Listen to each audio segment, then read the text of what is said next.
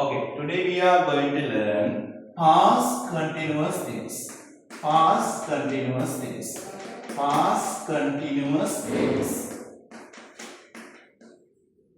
අද අපි ඉගෙනගෙන යන්නේ past continuous tense.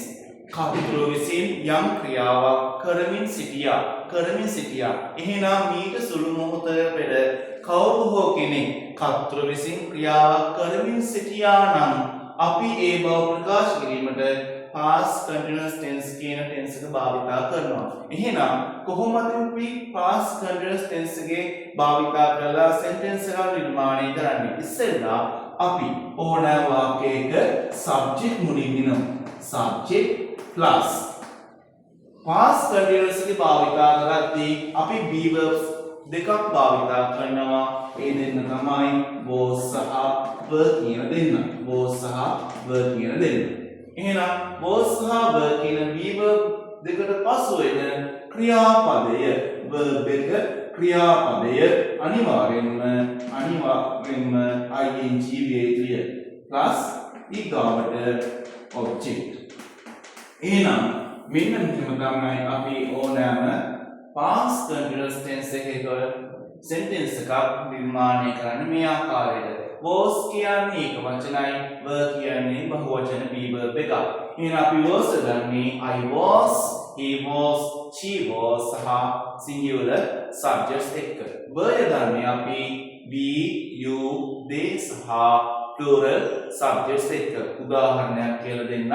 එහෙනම් කොහොමද කියන්නේ? අපේ අම්මා බත් වෙමින් සිටියා. අපේ අම්මා කියන්නේ my mother කියන්නේ එක වචනයි. එහෙනම් අපි භාවිතා කරන්නේ was කියන verb එක. my mother was cooking rice. මගේ අම්මා බත් වෙමින් සිටියා. ඔවුන් වැඩ කරමින් සිටියා. they කියන්නේ plural subject එක. එහෙනම් අපි භාවිතා කරන්නේ plural be verb එක. එහෙනම් they were working. ඔවුන් වැඩ කරමින් සිටියා. ඊගාවට ඔහු ඉංග්‍රීසි කතා කරමින් සිටියා. ඔහු නම් he එක භාවිතා වෙන්නේ was. he කෙනෙක් කෙනා singular subjects. එහෙනම් අපි භාවිතා කරන be verb එක තමයි singular be verb එක. එහෙනම් was. එහෙනම් he was speaking English. ඔහු ඉංග්‍රීසි කතා කරමින් සිටියා. එහෙනම් අද මේ මාතෘකාවෙන් අපි ඉගෙන ගත්තේ කර්තෘ විසින් යම් ක්‍රියාවක් කරමින් සිටියා.